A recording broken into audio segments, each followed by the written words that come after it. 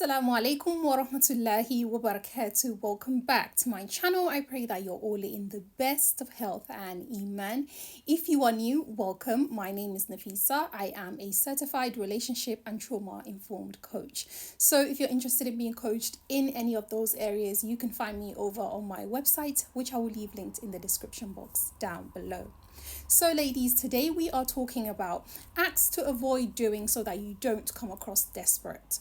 A few months ago, earlier in the year, I made the video about why you should not chase a man, okay? And I gave a few examples in that video about not coming across desperate, because that is you showing that you are chasing a man. So in today's video, I wanted to extend a little bit on that and just kind of give you more specific about what does it actually look like to chase a man? What certain acts suggest or give the impression that you're chasing a man, so that you avoid doing this, so you come across as a confident, secure woman. And who doesn't want to be around confident, secure people, right? So I hope this video is of benefit to you. So without any further ado, let's jump straight into the video. The first behavior to avoid so that you don't make yourself come across as desperate is ignoring boundaries. Ignoring important boundaries in your relationship with people teaches people that you have no self-respect, and so therefore why should they respect you? Boundaries are about teaching people where not to cross the line so that your mental health remains safe. And anyone who isn't willing to give you that same respect and that same level of safety that you give them, that person really, you should question if that person should be in your life at all. And especially for us women, when we deal with people, whether it's men or whether it's women, whom we just consistently allow them to abuse and consistently allow them to take advantage of us, what we really are teaching them is that we are so needy of them, we are so desperate of them, we are so reliant upon them that we will take whatever they give us, even though we are only giving out good. And many people who have a good heart have a tendency to be taken advantage of by narcissistic individuals who have a self-entitlement mentality, where it's like, you should always be giving to me and I should only be here to receive. I was listening to a podcast this morning and it was talking about setting boundaries with people and not taking on the negative energies of other people. And the lady was talking about how she was very kind to someone in her family, offering them a job.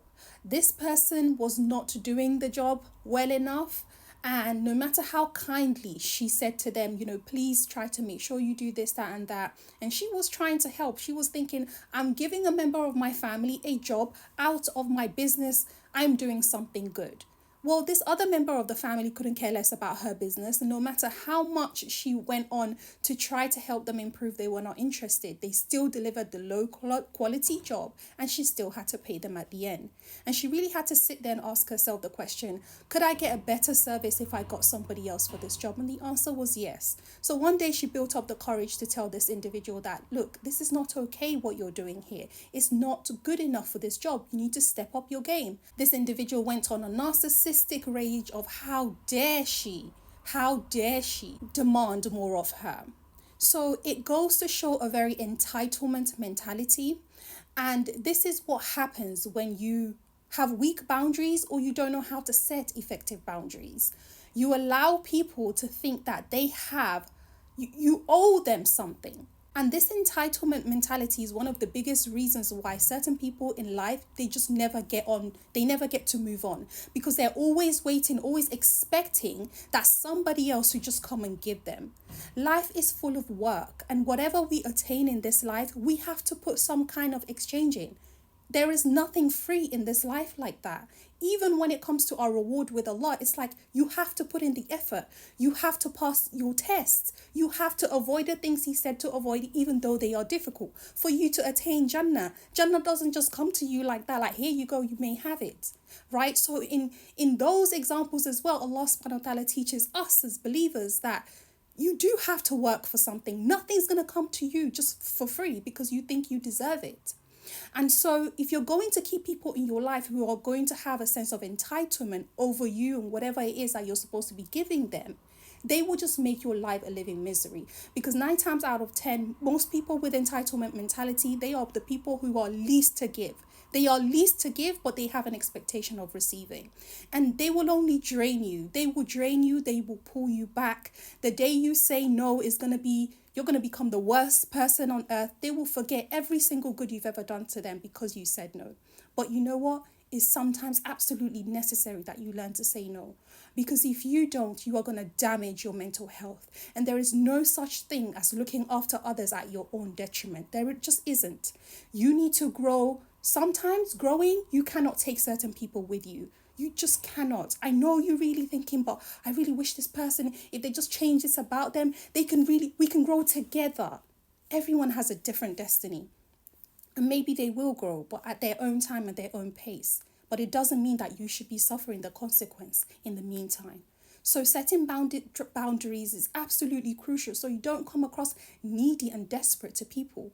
Because when you come needy and desperate to people, they see you as someone who could be easily victimized because they know you depend on their love, they know you depend on their presence. And so it just makes it easier for them to take advantage of you. So if you do not want to come across as desperate, stop ignoring your boundaries. Learn to set effective boundaries and learn to practice so it becomes easier and easier over time. And if there are some underlying issues that you think are stopping you from being able to set effective boundaries, I have a trauma membership that you may want to join. That would really, really help you. But speaking of this whole boundary thing, I have a boundary setting masterclass where I teach women how to set effective boundaries, how to word certain things that they need to say to people according to different situations.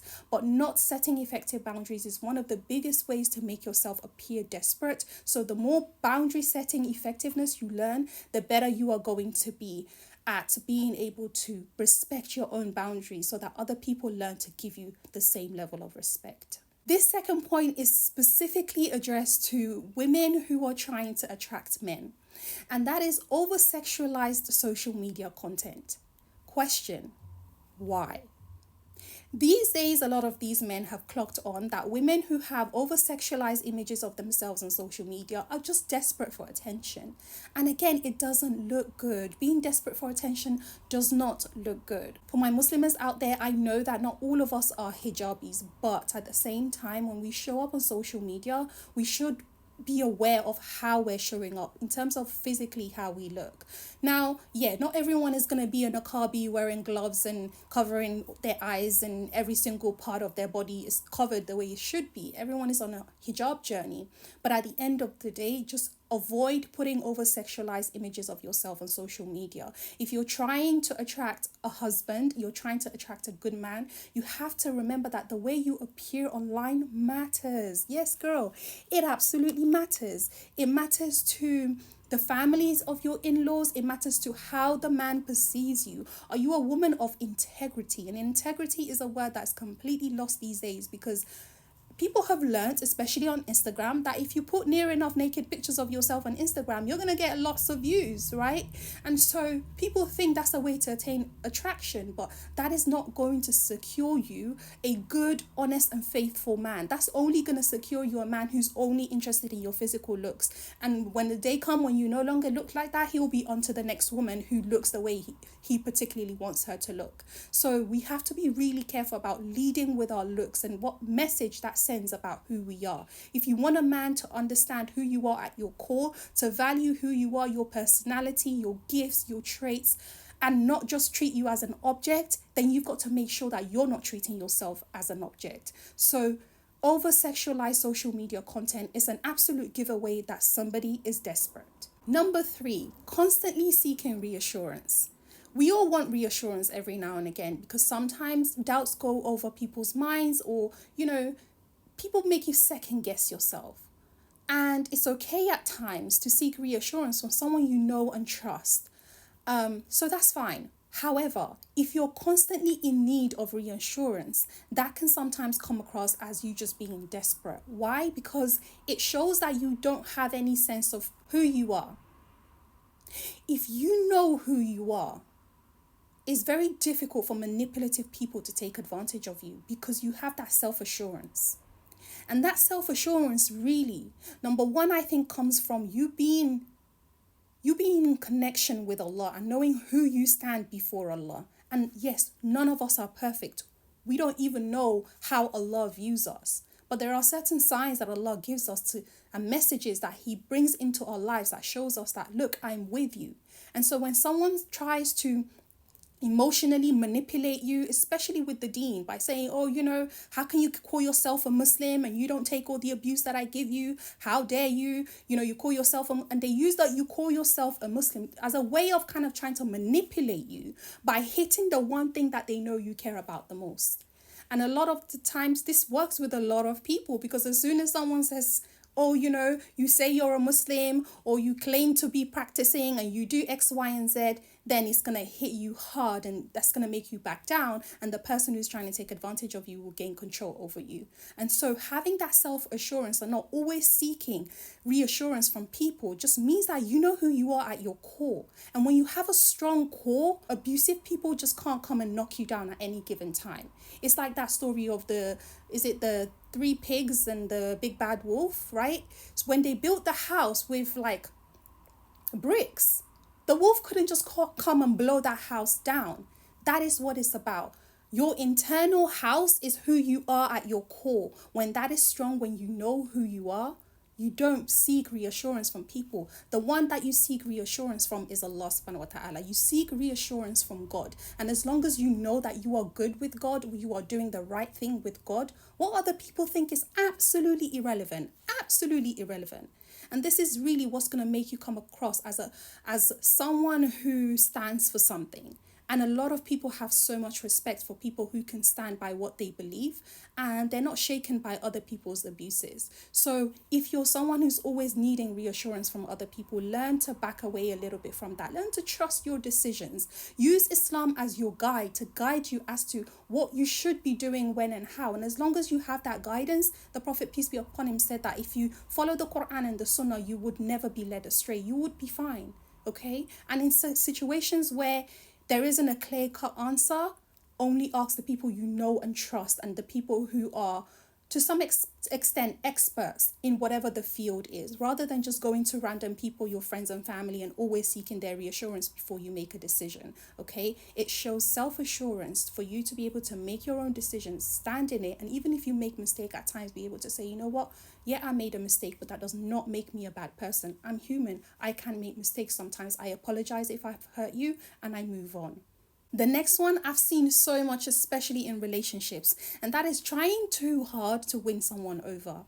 Have you ever seen someone who is just so desperate for somebody's attention? Like they plan everything out. Like, I've got to be the right place at the right time. I've got to make sure I walk past him so that he sees me. I've got to make sure that I'm tracking him on Google so I know where he is when. And then I just stroll around pretending that I'm just doing my daily shopping, but I'm just trying to get in his face. Oh, I'll take the drink over to him so he notices me. All of these behaviors where you spend most of your life trying to plan out how you can fit into somebody else's life, is just giving off desperate vibes. And again, desperate vibes, people pick up on these things. They pick up on it, and it's kind of like, why are you so desperate, right? If you were fulfilled within, you would never be desperate for anyone. We all have a need for each other in this life. We have a need to be part of a community. It's a humane need, yes. But there's a difference between meeting that need in a healthy way and becoming desperate for somebody. Because another outcome of being desperate for people is that when that person notices that you are desperate for them, they have full control over you and your life. They have control over your emotional stability. They may have control over your physical stability too. Then they get away, and they are able to get away with so much abuse because they know that your fear of losing them is far greater than the respect that you have for yourself. And so in relationships, this can look like you always being the one to make the telephone calls. This can look like you never being allowed to disagree with somebody and you're always in agreement with them. Yep, you're agreeable all of the time, because God forbid that you should disagree one day. You will become the bad person. For wives, this can look like just allowing your husband to just abuse you on every single level, and you're still staying because of one excuse or another, and not even allowing other people to correct your husbands. There are many women out there whom, when their husbands go wrong, you dare not even tell their husbands that they are wrong. And they themselves know that they are in an abusive marriage, but but you dare not tell the husband, because again, some of them are afraid of the husband's reaction. If they are not seen to be supporting the husband even though he's doing wrong, then he may come back to them and abuse them. So all of these desperate behaviors, essentially, ladies, are something that we need to work on, and we need to make sure we are not doing any of these so that we do not come across as desperate people. We want people in our lives, but we should be able to choose other healthy people in our lives who care about us as much as we care about them, who can give just as much as we can give, or at least attempt within their own capability. When I'm saying give as much as we give, it doesn't mean if I give you $50, you need to give me $50. But if I give you $50, then maybe if I need you to be present for me one day, you come through for me as well. So the relationship is give and take.